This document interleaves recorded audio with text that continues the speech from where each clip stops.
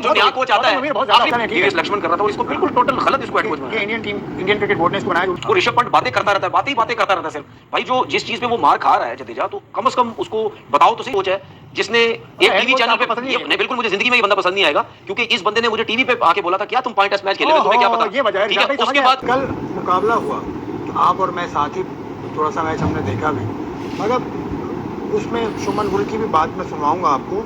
शुभमन गिल का अगर जो पोस्ट मैच इंटरव्यू था, अगर वो रेडी है तो वो चलाते हैं। अगर हम 50 मिनट का 50 सेकंड की वो बात है वो हम चलाएंगे अभी। तो शुभमन गिल ने भी कहा कि चांसेस हमने बड़े मिस किए, और इंडिया इन 148 ईयर्स इंडिया पहली टीम बनी है जो 5 सेंचुरी करने के बावजूद हार गई। शुभमन गिल ने क्या कहा पोस्ट मैच वो सुनने पहले। नेक्स्ट मैचेस में इम्प्रूव करेंगे। तनवीर, उन्होंने 2 बातें की। एक तो उन्होंने कहा कि हम कुछ रन शॉर्ट थे, 370 उनके हिसाब से काफ़ी नहीं था। एक तो ये बात, दूसरा हमने चांसेस अपने मिस किए। ये बात मैं नहीं मानता कि कुछ रन शॉर्ट थे, 20-25 रन उन्होंने। मैं नहीं मानता इस चीज़ के ऊपर। मुझे लगता है उसकी रीज़न है, क्योंकि अगर इंग्लैंड ने पहली इनिंग में 460 या 65 रन किए थे, उसमें से आपने हैरी ब्रुक आते ही कैच छोड़ दी, नो बॉल हो गई बुमराह की, तो वो उसके तो रन ही नहीं थे। आपने उससे 98-99 रन करवा दिए, तो क्या वो फर्क नहीं पड़ेगा। उसके बाद उन्होंने 371 चेस करना था, उसमें आपने 98 रन पे बेन डकेट का आपने कैच छोड़ दिया, जायसवाल ने सिराज की बॉल पे 149 रन कर गया। मतलब 98 रन पे आपने कैच छोड़ा, तो समझो 50-52 रन और ऊपर कर गया। तो ये भी तो देखे ना आपके, आप रन आपने कितने करवा दिए। पहली इनिंग में उससे 99 करवा दिए, दूसरी में उससे 50-60 रन करवा दिए एक्स्ट्रा कैच छोड़ने के बाद। तो ये रीज़न है, क्योंकि उसकी वजह ये है कि जब बेन डकेट खेल रहा था उस टाइम सबको प्रॉब्लम हो रही थी, स्पेशली जडेजा को प्रॉब्लम हो रही थी, क्योंकि वो रिवर्स स्विप, सीधे स्विप सब कुछ मारी जा रहा था।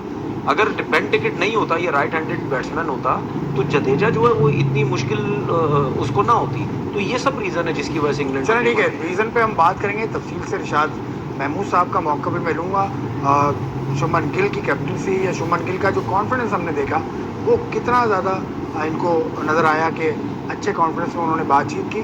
और भी मज़ीद बात हम करेंगे इस ब्रेक के बाद। टेस्ट मैच कल ख़त्म हुआ, रिशाद भाई, तनवीर ने बताया, लेकिन आप शुभमन गिल की बॉडी लैंग्वेज अगर आप जज करें, वो यंग है कैप्टनसी में, जी हाँ, कोई उसको मैं उससे कुछ ले नहीं रहा, लेकिन आपने उसको कैसा देखा? मैं समझता हूँ कि कुछ टेक्निकल गलतियाँ उन्होंने की जो नज़र आई, जो इनफैक्ट नासिर हुसैन और माइक अथर्टन ने पॉइंट आउट भी की। जिस तरह उन्होंने कहा कि जडेजा को वो बहुत देर में लाए अटैक में, जबकि इंग्लैंड बैट्समैन संभल गए थे, फिर उसके बाद वो लेके आए। बुमराह ने जो इम्पैक्ट किया था, अगर वो साथ साथ जडेजा को ले आते तो उससे फ़र्क पड़ता, वो उन्होंने देर की।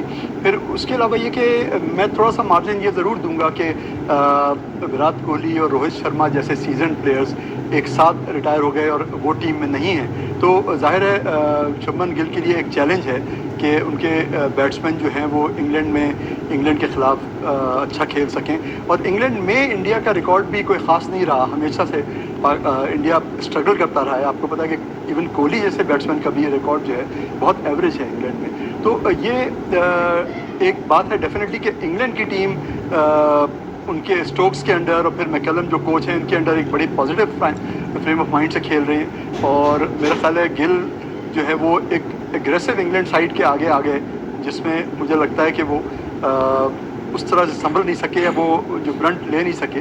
और आपको पता है कि कमेंटेटर्स ने ये बात बहुत हाईलाइट की कि 3 दिन 5 में से इंडिया हावी था टेस्ट मैच में, लेकिन फिर इंग्लैंड ने पासा पलट दिया। तो आपने कोहली विराट को कि कोहली का तो रिकॉर्ड इतना अच्छा नहीं है, और शर्मा ने भी शायद 5 टेस्ट खेले हैं इंग्लैंड में, तो इनके जाने की वजह आपको तनवीर कुछ नज़र आती है? कुछ कि सीनियर प्लेयर एकदम छोड़ के चले जाएं इतने अहम टूर से पहले? देखिए, मैं पहले भी कह चुका हूँ, इनके जाने की मुझे एक ही रीज़न नज़र आती है, वो है गौतम गंभीर। क्योंकि वो उसका जो एटीट्यूड है वो बहुत ज़्यादा एग्रेसिव है, वो लगता है किसी को कुछ समझता ही नहीं। और जैसा मैंने पहले भी बोला है कि वो पूरा एक प्लान के तहत आया है, ठीक है, जिन लोगों के साथ वो रहता है, जिन जगहों से वो आया हुआ है, तो पूरा प्री प्लान उसको लाया गया कि यहाँ भी इसका होल्ड हो, हमारा होल्ड हो सब। कोहली अगर छोड़ के गए हैं, कोहली का स्क्रीन पे आप देख रहे हैं, माइकल वॉन ने भी कहा कि 33 की एवरेज है उसकी, और रोहित शर्मा की एवरेज अच्छी है, लेकिन वो 5 ही टेस्ट खेला। तो ये वजह तो नहीं है ना, खुद ही छोड़ कर गए ना। देखिए, देखिए ये जो सारी बातें हैं ना, ये फिर वही बातें जो मैं बोल रहा होता हूँ ना, उससे सारी बातें मिलती सारे लोग आप ही की बात सुन के कॉपी करते हैं। हैं। दुनिया में ये अच्छी बात है कि जितने भी लोग हैं कम से कम मेरी उनकी बातें मिलती जुलती तो है ना। ये तो चले, ये तो आप सुकून अब ले लें आप। मैं हमेशा क्या बोलता हूँ कि बड़े प्लेयर को आप कभी भी ये नहीं कह सकते कि वो इस कंडीशन का प्लेयर नहीं है, यहाँ का नहीं है।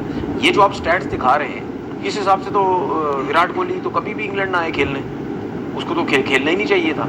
वो इस वजह से नहीं, वो सिर्फ गौतम गंभीर की रीज़न की वजह से बाहर हुआ, क्योंकि उसकी आपने देखा कि लड़ाई भी झगड़े भी हो चुके हैं आईपीएल में गौतम गंभीर के साथ, बहुत विराट पुरानी के बात, बहुत पुराने। तो वो कहीं ना कहीं यहाँ पे ना उसने लगता है बिठाया हुआ कि मेरा विराट के साथ। तो देखिए सिर्फ विराट कोहली नहीं है, रोहित शर्मा भी है। इसी की कोचिंग के अंदर रोहित शर्मा कभी ओपन खेल रहे हैं, कभी नीचे खेल रहे हैं, कभी वो खेल रहे हैं। अश्विन भी है। तो ये 3 प्लेयर्स एकदम से छोड़ के चले गए। तो इसकी रीज़न इससे पहले क्यों नहीं होता था? क्या ये लोग सब रवि शास्त्री की कोचिंग में नहीं खेले हैं? खेले ना। क्या ये ड्रेविड की कोचिंग में नहीं खेले? और कितने कोचेज इनके चेंज होते रहे, सबकी कोचिंग में खेले। लेकिन इसी की कोचिंग, और ये देखे जिस दिन ये आया था ना, उस दिन का अगर मुझे टाइम मिला मैं ट्वीट निकालूंगा। उस दिन ही का, जिस दिन इसको हेड कोच बनाया था, उस दिन मैंने बोला ये आ गया है, ये इंडियन टीम बर्बाद करेगा। इतना बुरा बोला मुझे सोशल मीडिया पे जो इंडियंस हैं, उन्होंने बोला तुम पता नहीं क्या समझते हो, तुम ये वो। उस दिन मैंने बोला था मैंने ये सारी टीम बर्बाद कर देगा और सारे सीनियर्स के साथ प्रॉब्लम होगी। और वही चीज़ हो रही है, क्योंकि वो एक तो वो आया गलत, ठीक है। जो उसको हेड कोच बनाया गया वो वीवीएस लक्ष्मण का चांस बनता था। जो इंडियन ए टीम का जो हेड कोच होता है या जूनियर को देख रहा है, उसको मौका मिलना चाहिए ड्रेविड के बाद। लेकिन ये आ गया, ये हम सबको पता है कि ये किस पावर से जो है वो आया। कलकत्ता एक सियासी पार्टी है ना, सियासी पार्टी से आया ना। कलकत्ता क्या कहते हैं, कलकत्ता से जीत गया तो क्या हो गया, मतलब इसको हेड कोच बना दो। सारी मेहनत जो है वो प्लेयर्स के साथ नीचे वीवीएस लक्ष्मण कर रहा था, और इसको बिल्कुल टोटल गलत इसको हेड कोच बनाया। ये इंडियन क्रिकेट बोर्ड ने इसको बनाया, जो भी बनाया। लेकिन उसने अभी जो बयान दिया गौतम गंभीर ने, उसने कहा हमारी पेस बॉलिंग या हमारी बॉलिंग उसको हमें मजबूत करना, और ये वक्त है प्लेयर्स को सपोर्ट करने का। ये उसका स्टेटमेंट है जो स्क्रीन पर आप देख भी रहे हैं। तो बॉलिंग के हवाले से तो बिल्कुल ठीक कहा उन्होंने। सिवाय बुमराह के कोई फास्ट बॉलर इम्पैक्टफुल नहीं है, कोई स्पिनर इम्पैक्टफुल नहीं है। नहीं, लेकिन सिर्फ इसमें स्पिनर कोई ट्राई करेंगे तो उनको लगेगा कि इम्पैक्टफुल है या नहीं। अब ये फास्ट बॉलर्स की बात कर रहे हैं, तो India is never known for fast bowlers. ये तो हमेशा रिसेंटली कुछ अच्छे फास्ट बॉलर आए, अदरवाइज तो इनके हमेशा स्पिनर्स बड़ा ज़बरदस्त करते थे। उस ज़माने में वेदी चंद्रशेखर वगैरह, और क्या क्या कहाँ टेस्ट मैच नहीं जिताए दुनिया में। तो मैं समझता हूँ उनके पास बहुत अच्छे स्पिनर्स हैं जो है, और इंग्लैंड के बैट्समैन स्पिनर्स पे फंसते हैं, वो मुश्किल में आते हैं। तो ये बड़ा ज़रूरी है रियलाइज़ करना कि किस प्लेयर को कहाँ इंडक्ट किया जाए। और एक पॉइंट मैं ज़रूर दूंगा कि दोनों इनिंग में इंडिया का एक बड़ा कोलैप्स था। यानी पहली इनिंग में 42 रन पे 7 खिलाड़ी आउट हो गए इंडिया के, और दूसरी इनिंग में 31 पे उनके 6 खिलाड़ी आउट हो गए, जिसमें उनकी टेल परफॉर्म नहीं कर सकी, वरना वो शायद बहुत बड़ा टारगेट भी सेट करते इंग्लैंड के लिए। लेकिन ये तो देखें ना, एक इंग्लैंड के टेस्ट मैच की बात है। इंडिया मुसलसल ये 5वां टेस्ट मैच है जो जीता नहीं, हारा है। इसमें से 4 टेस्ट मैच हारा है और 1 में ड्रॉ किया। तो इंडिया तो has been on a losing side mostly. तो ये तो परफॉर्मेंस ने रन्स किए तब हारे हैं। सेंचुरी भी करने के बावजूद हारे हैं। जी हाँ, ऑस्ट्रेलिया में भी स्ट्रगल किया इन्होंने और उनके बैट्समैन ने। तो ये डेफिनेटली एक फेज़ है। लेकिन मुझे लगता है कुछ यंग यंगस्टर्स इनके अच्छे हैं, अकेडमीज़ इनके हैं, रांची ट्रॉफ़ी इनकी बड़ी सॉलिड फर्स्ट क्लास वो है ट्रॉफ़ी है। तो मैं समझता हूँ कि एक फेज़ है, लेकिन इससे रिकवर कर जाएगा। चलें अब इंग्लैंड की परफॉर्मेंस की तरफ आते हैं। बहुत शानदार परफॉर्मेंस रही इंग्लैंड ने। जिस तरह से टेस्ट मैच, मतलब ये कहा जा रहा है कि 4 दिन इंडिया ने डोमिनेट किया, 5वें दिन इंग्लैंड ने डोमिनेट किया। तो इंग्लैंड के कैप्टन ने क्या कहा वो सुन लेते हैं। हमारे पास उसका भी छोटा सा शॉट है, वो भी हम सुनवा देंगे आपको। लेकिन उसने ये कहा कि अमेजिंग मोमेंट था ये मेरे लिए इस टेस्ट मैच से मैं आया हूँ, अमेजिंग मोमेंट था। उसके अलावा बेसबॉल की उन्होंने बात की, छोटी सी गुफ्तगू हमने काटी, उसमें से वो सुन लें, फिर आगे चलते हैं। बेन स्टोक्स ने ये कहा कि हमने बड़ा अच्छा ये टेस्ट मैच, बहुत शानदार मौका था, लेकिन रिवर्स स्वीप बहुत ज़्यादा खेला। और ये खुद भी जो आउट हुए जिस तरह का शॉट खेल के, इन पर बात नहीं की ज़्यादा। ये कोई इनका माइंडसेट है, इनको कहकर भेजा गया था कि इसी तरह खेलना है जो बेसबॉल का। नहीं, ये खेलते इसी तरह ही है ना। जब इंग्लैंड की टीम पाकिस्तान आई थी तो वहाँ नहीं आपने देखा था, जब हमारे स्पिनर्स बॉल कर रहे थे तो ये रिवर्स स्वीप खेलने की कोशिश कर रहे थे, सीधा स्वीप भी मार रहे हैं, उल्टा स्वीप भी मार रहे हैं, सब खेल रहे थे। क्योंकि देखिए दो किस्म के तरीक़ेकार होते हैं किसी भी स्पिनर को टैकल करने के लिए। एक वो स्पिनर जिसका बॉल ब्रेक हो रहा होता है लेकिन आप उसको डाउन द विकेट निकल के खेलते हैं। वो क्यों आप डाउन द विकेट निकल के खेलते हैं? क्योंकि आपके माइंड में ये होता है कि ये जितना ब्रेक हो रहा है इसको मैं मैनेज कर लूंगा, इसीलिए आप आगे निकल के एक्स्ट्रा कवर या सीधा इस तरह खेलते हैं। लेकिन वो ब्रेक जब पैचेस से हो रहा होता है या बहुत ज्यादा आप समझ रहे होते हैं तो फिर उसमें फिर आप कोशिश करते हैं कि मैं रिवर्स स्वीप खेलूं। और मैंने इसीलिए अभी थोड़ी देर पहले बोला कि बेन डकेट को जो इनका कैच छोड़ा, अगर वो और ना खेलते तो शायद जडेजा को फायदा हो सकता था। और आपने आखिरी टाइम पे देखा कि जडेजा जब राइट हैंडेड को बॉलिंग कर रहा था कितना अच्छा बीच से बॉल ब्रेक हो रहा था। तो बेन डकेट अगर वहां आउट हो जाता तो वो जडेजा को फायदा जो है वो हो सकता था। और ये इसके ऊपर काम करते हैं। और ये आप देखें बेन डकेट सबसे ज्यादा खेलता है, बेन स्टोक भी खेलता है, जो रूट भी खेलता है, ठीक है, जो रूट भी खेलता है, ऑली पॉप भी हमें कभी कभार खेलते हुए नजर आते हैं। तो उनके सारे प्लेयर जो है वो स्किल्स के ऊपर, शॉट्स के ऊपर डेवलप करते रहते हैं अपनी चीजें। एक चीज और मुझे इसमें ये कहनी है कि इसी मैच के दौरान जब ये रिवर्स स्वीप खेल रहे थे तो उसमें भी नासिर हुसैन ने ये बात की कि ये जब रिवर्स स्वीप खेल रहे तो एक ही फील्डर पीछे है, सिर्फ फील्डर, ये मैं आने वाला था, एक ही फील्डर पीछे है, पूरा ऑफ स्टंप खाली किया हुआ है। अब समझने की जरूरत यह है कि मुझे ये लगता है कि शायद या उसको कप्तानी इतनी नहीं आती, क्योंकि जाहिर बात है वो कप्तानी करता नहीं है, यंग है अभी, ठीक है, बिल्कुल यंग है, ठीक है, उसको कप्तानी शायद नहीं आ रही।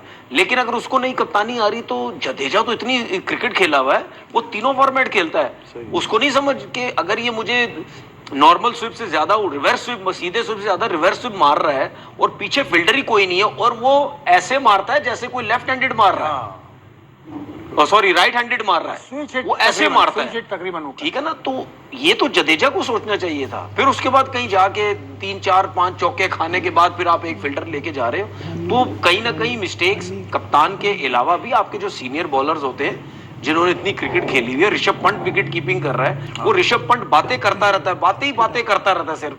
भाई जो जिस चीज पे वो मार खा रहा है जडेजा, तो कम से कम उसको बताओ तो सही जाके कि भाई ये हो रहा है। ऋषभ पंत को सिर्फ ये पड़ी हुई है कि बॉल जो है टेढ़ा हो गया है, ये बार बार अंपायर इससे बॉल करवाई जा रहे हैं, वो चेक ही नहीं कर रहे, बॉल टेढ़ा हो गया, दूसरा बॉल मंगाओ, वो सिर्फ उसी काम में लगा हुआ है। भाई जहां पे मार पड़ रही है उसको बताओ तो सही। तो मुझे ऐसा लगता है कि गिल को इतना एक्सपीरियंस अभी नहीं है, उसके साथ जो सीनियर लड़के हैं उन्होंने भी शायद इतनी ज्यादा उसको हेल्प नहीं की, ना उसको इतना ज्यादा बताया कि भाई ये जो फील्डर्स हैं इनको देखो कैसे हो सकता है। उसके बाद जिस दिन चौथा दिन हुआ था, हम शो कर रहे थे, मैंने क्या बोला था, 350 रन नहीं बनने चाहिए। मैंने क्या बोला था, 350 रन यहाँ पे नहीं बनने चाहिए, इंग्लैंड को नहीं बनाने देने चाहिए। उसकी रीजन क्या थी? उसकी रीजन ये थी कि मैं ये सोच रहा था कि बुमराह विकेट्स ले जाएगा, इतनी आसानी से रन नहीं बनेंगे। लेकिन बुमराह के ना परफॉर्मेंस की वजह से, ना विकेट लेने की वजह से ये हुआ कि भाई बुमराह हर दफा थोड़ी करेगा। और सिराज, देखिए सिराज जो है, सिराज तकरीबन 40 टेस्ट मैच तो खेल गया होगा, 35-40। तो यार 35-40 टेस्ट मैच वाले को अगर लाइन लेंथ नहीं समझ आ रही और आपका हेड कोच ये आके कह रहा है कि जी हमारी बॉलिंग उस लेवल की नहीं थी, हमारी बॉलिंग अच्छी नहीं थी। हेड कोच के साथ पर्सनल क्यों हो रहे हो यार? देखो हेड हो गई ना, नहीं, हेड कोच के साथ पर्सनल मैं इस वजह से हूं क्योंकि ये वही हेड कोच है जिसने एक टीवी चैनल पे, ये नहीं, बिल्कुल मुझे जिंदगी में ये बंदा पसंद नहीं आएगा, क्योंकि इस बंदे ने मुझे टीवी पे आके बोला था क्या तुम 5 टेस्ट मैच खेले हुए, तुम्हें क्या पता। ये वजह है, ठीक है। उसके बाद पर्सनल उसकी वजह है। उसके बाद मैंने बोला लग तुम्हें पता जाएगा कि 5 टेस्ट मैच वाला होता कौन है, ठीक है। कहने का मकसद, मैंने वो भी देखा है, मैंने हरभजन सिंह वाला भी देखा। कहने का मकसद ये है कि आप किसी को, ये किसी फर्स्ट क्लास प्लेयर को भी आप ये नहीं कह सकते कि तुम्हें क्या पता, बॉल बैट वही होता है, सिर्फ international cricketer, first class cricketer, हमने तो फिर भी 5 टेस्ट मैच खेले हो, तुम उस पर कह रहे हो। तो बात सीधी ये है, वो चीज भी है, लेकिन उसके अलावा भी जो वो गलतियां कर रहा है या जिस तरह वो अपने प्लेयरों से लड़ रहा है, वो चीज भी नहीं होना चाहिए। अगर इंडियन क्रिकेट को बेहतर करना है ना, तो गौतम गंभीर को पहली फुर्सत में इसको हेड कोच से फारिग करें। ये पर्सनल इन्होंने खुद ही मान लिया। देखिए ठीक है, हो गई बात, कोच अभी नया आया है, वो कौन कोच नया है भाई? पिछले साल तो जो वर्ल्ड कप जीता उसमें तो राहुल द्रविड़ था ना, तो उसको कितना अरसा हुआ? नहीं, तो जो नया कोच आता है, सुन ना, ठीक है, खत्म करें, सुन लेना, जो नया कोच आता है, आखिरी बात कर रहा हूँ, जो नया, जहाँ इतनी बातें सुनते हो आखिरी भी सुन लेना, जो नया कोच आता है उसके आते हुए आपके 3 मेन प्लेयर जो हैं वो क्या टेस्ट क्रिकेट से रिटायर देते हैं, क्रिकेट छोड़ देते हैं? इंडिया की टीम जाने। अच्छा बहरहाल वर्ल्ड टेस्ट चैंपियनशिप के 2 टेस्ट मैचेस अभी और भी हैं जिस पर हम बात हल्की सी करेंगे, क्योंकि ऑस्ट्रेलिया पहुंची भी है, वेस्ट इंडीज वो बैटिंग कर रही है वहां पर, और Bangladesh is playing against Sri Lanka in Colombo, और 220 रन बांग्लादेश ने पहले रोज बनाए हैं 8 विकेटों पर। तो ये वर्ल्ड टेस्ट चैंपियनशिप की हम सारे मैचेस की बात करते हैं। कल किसी ने मुझसे कहा कि सिर्फ इंडिया की बात करते हो, ऐसी बात बिल्कुल नहीं है भाई, क्योंकि पाकिस्तान क्रिकेट में अगर आप देखें तो ऐसा कुछ हो नहीं रहा। आज आपने देखी पाकिस्तान से खबर आई तो हमने शामिल की, और डिटेल बात हम मजीद करेंगे लेकिन एक ब्रेक के बाद।